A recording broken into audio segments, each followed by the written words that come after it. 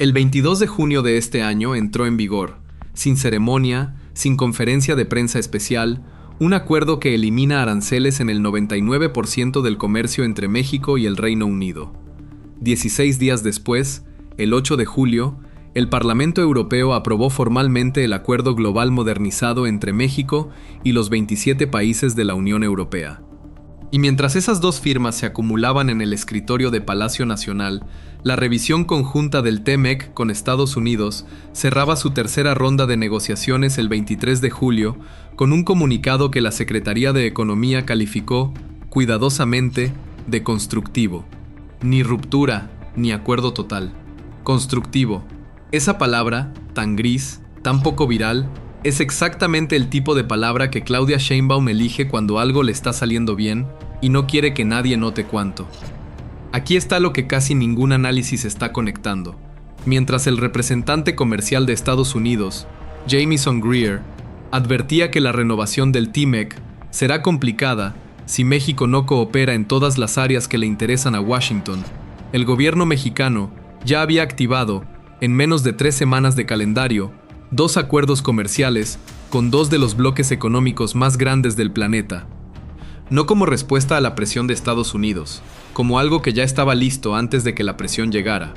Eso es lo que vamos a reconstruir hoy, con fechas verificables, con las cifras oficiales y con las voces que están cuestionando esta estrategia desde dentro, porque esta historia no es tan simple como México le ganó a Trump. Es más interesante que eso. Si te sirve este tipo de análisis con contexto real y no con el titular de 30 segundos, suscríbete, porque hoy hay más de una capa que revisar. Para entender por qué esto importa exactamente ahora, hay que mirar el calendario completo. Estados Unidos y México no están en cualquier momento de su relación comercial, están en plena revisión conjunta del TMEC, un proceso que el propio tratado obliga a realizar y que este año se volvió el centro de la política exterior mexicana. La tercera ronda de negociaciones bilaterales, celebrada del 21 al 23 de julio, dejó avances en temas como acero, aluminio, sustitución de importaciones asiáticas en cadenas de valor, seguridad económica, agricultura y el sector automotriz. Lo que quedó fuera de la mesa, de manera explícita, fueron los temas de seguridad fronteriza y el manejo del agua bajo el Tratado de Aguas de 1944. La propia Sheinbaum aclaró que esos temas se negocian en otras mesas de coordinación con Washington, no dentro de la revisión comercial. La siguiente ronda ya tiene fecha, la primera quincena de septiembre, en Washington, D.C. Todavía no hay acuerdo cerrado. Todavía hay margen para que esto se complique.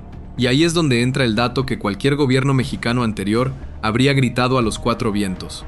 Hoy, el 85% de las exportaciones mexicanas mantienen arancel cero bajo el TMEC vigente. No es un tratado roto, es un tratado bajo revisión, con una fecha límite que se acerca y con Estados Unidos dejando claro que quiere más de lo que el texto actual le da. Ese es el tablero en el que Sheinbaum decidió mover otras piezas. Y aquí conviene recordar algo de su forma de gobernar que ya hemos visto antes en este canal. No reacciona con discursos, reacciona con arquitectura. Cuando algo le importa de verdad, no lo anuncia en la mañanera con grandes palabras. Lo firma, lo publica en el diario oficial y deja que el hecho hable por sí solo. Eso es exactamente lo que pasó con el Reino Unido y con la Unión Europea. Empecemos por el Reino Unido, porque es el movimiento más silencioso de los dos y el que menos cobertura tuvo. Reino Unido se incorporó formalmente al CPTPP, el bloque comercial transpacífico del que México ya es miembro fundador. El 22 de junio, la Secretaría de Economía activó las nuevas preferencias arancelarias correspondientes, publicadas en el Diario Oficial de la Federación, y desde ese día, el 99% del comercio de bienes entre México y Reino Unido circula sin arancel. Reino Unido es, según cifras del propio bloque, la sexta economía más grande del mundo, con más de 68 millones de consumidores de alto poder adquisitivo. Sectores como autopartes, dispositivos médicos, manufactura avanzada y agroalimentos de valor agregado ganan, de un día para otro, una puerta de entrada que antes tenía fricciones arancelarias. No hubo conferencia de prensa conjunta, no hubo hashtag oficial, solo una publicación técnica en el diario oficial y contratos que a partir de esa fecha ya no pagan lo mismo que pagaban un día antes. Después viene la pieza más grande del tablero, la Unión Europea. El Acuerdo Global Modernizado no nació esta primavera, se venía negociando durante años, pero lo que sí ocurrió en 2026 fue su punto de cierre. El Parlamento Europeo lo aprobó el 8 de julio, en lo que la propia diplomacia mexicana describió como una firma en el marco de la Beach Cumbre México-Unión Europea. El resultado, según fuentes oficiales de ambos lados, apunta a la liberación de prácticamente la totalidad del comercio de bienes, acceso preferencial a un mercado de alrededor de 450 millones de consumidores y protección legal para denominaciones de origen mexicanas, que van del mango ataulfo a la vainilla de Papantla. Del lado mexicano, el proceso de aprobación en el Senado avanzó en las semanas siguientes. El propio Senado emitió comunicados diciendo que estaba atento para acompañar el proceso de aprobación.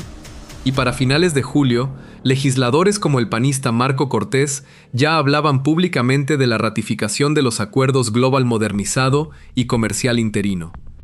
Y aquí es donde la historia deja de ser un triunfo sin matices, porque si solo te contara la parte bonita, no sería distinto a cualquier boletín de prensa oficial. Cortés no solo celebró el acuerdo, también señaló, citando directamente el propio informe del Parlamento Europeo, una lista de preocupaciones que la Unión Europea puso sobre la mesa antes de aprobar el texto. Habló de una crisis de seguridad y crimen organizado, de personas desaparecidas, de violencia de género, de ataques a la libertad de prensa, de dudas sobre la independencia judicial y de los niveles de corrupción en el país. El informe europeo citado en ese comunicado menciona cifras específicas. Más del 94% de los delitos conocidos permanecen sin resolver. Más de 125,000 personas desaparecidas o no localizadas. Un promedio de alrededor de 10 mujeres asesinadas al día. Y 9 periodistas asesinados durante el año anterior. La conclusión de Cortés fue directa. La inversión llega cuando hay confianza. Y la confianza se construye solo con instituciones sólidas, separación de poderes y certeza jurídica.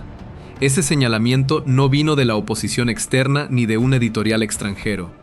Vino de dentro del propio Senado mexicano, citando el propio documento que el Parlamento Europeo usó para aprobar el acuerdo. Esa es la segunda capa de esta historia, la que no cabe en un título de 30 segundos. Europa no firmó a ciegas. Firmó a pesar de tener, documentadas en su propio informe oficial, preocupaciones serias sobre el estado de la seguridad y las instituciones en México. Eso no invalida el acuerdo, pero sí cambia la lectura de todo es una victoria total sin condiciones. La Unión Europea está apostando por el mercado mexicano y al mismo tiempo dejando constancia por escrito de que está observando de cerca lo que pasa puertas adentro. Ahora, la tercera capa, la que conecta todo con la revisión del TEMEC. ¿Por qué Sheinbaum eligió este momento exacto, en medio de la revisión con Estados Unidos, para cerrar estos dos acuerdos? La respuesta más simple, la que cualquier gobierno anterior habría usado como arma retórica contra Washington, sería para presionar a Trump.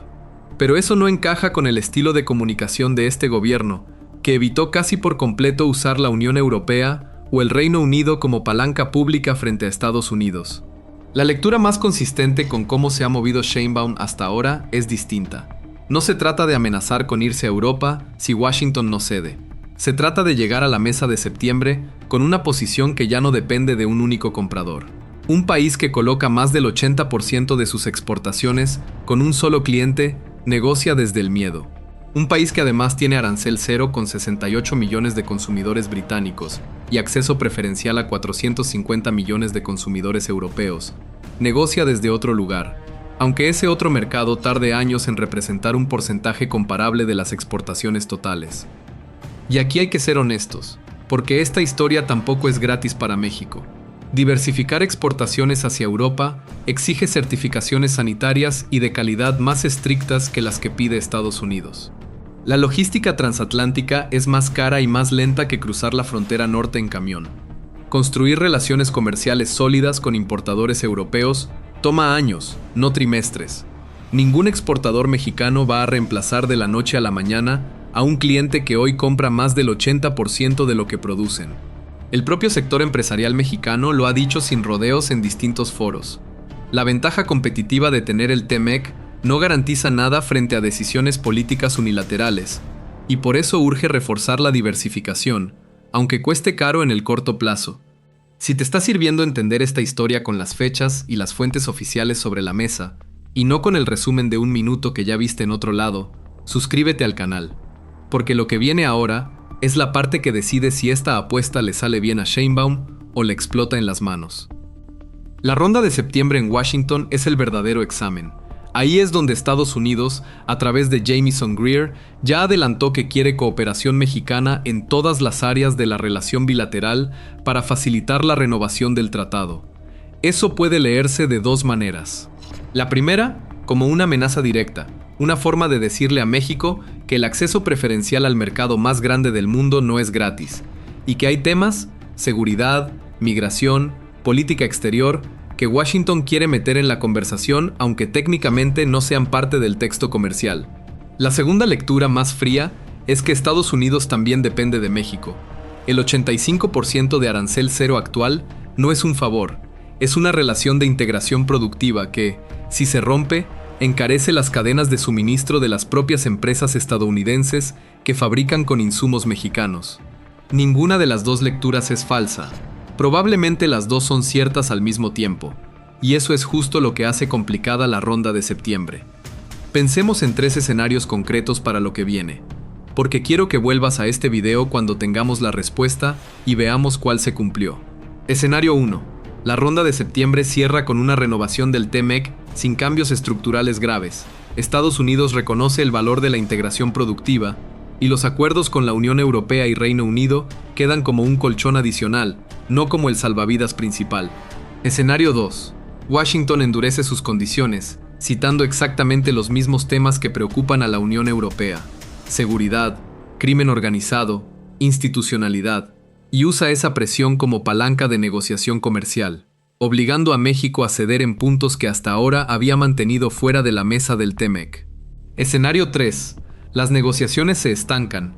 No hay ruptura formal, pero tampoco acuerdo claro antes de fin de año. Y México acelera todavía más su pivote hacia Europa y Asia, mientras el nearshoring, que dependía de certeza jurídica con Estados Unidos, sigue frenado por la incertidumbre. Lo que sabemos con certeza, a partir de los hechos ya ocurridos, y no de especulación, es esto: México no esperó el resultado de la revisión del TMEC para diversificar. Ya lo hizo. Ya está en vigor con Reino Unido desde junio. Ya fue aprobado por el Parlamento Europeo en julio. Ya avanza en el Senado mexicano. Eso no resuelve automáticamente la relación con Estados Unidos, y sería deshonesto presentarlo como si lo hiciera. Pero sí cambia la posición desde la que México se sienta a negociar en septiembre. Y también deja una tarea pendiente que ni Reino Unido ni la Unión Europea le van a resolver a Sheinbaum: las preocupaciones sobre seguridad, desapariciones e institucionalidad que la propia Unión Europea puso por escrito antes de aprobar el acuerdo no desaparecen porque haya arancel cero. Siguen ahí y van a seguir siendo parte de cómo el mundo evalúa a México, tenga tratado comercial o no. Y aquí te toca a ti. ¿Crees que diversificar hacia Europa y el Pacífico le da a México un margen real frente a la presión de Washington en la ronda de septiembre? ¿O es una diversificación que en los números sigue siendo simbólica frente al peso real de Estados Unidos como comprador?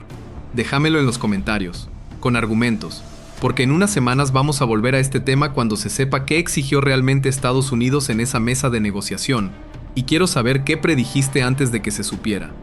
Si este análisis te ayudó a ver esta historia más allá del titular, dale like, compartilo, y suscríbete para no perderte la cobertura de la ronda de septiembre del TMEC, que puede terminar siendo el momento que defina el resto del sexenio en materia comercial.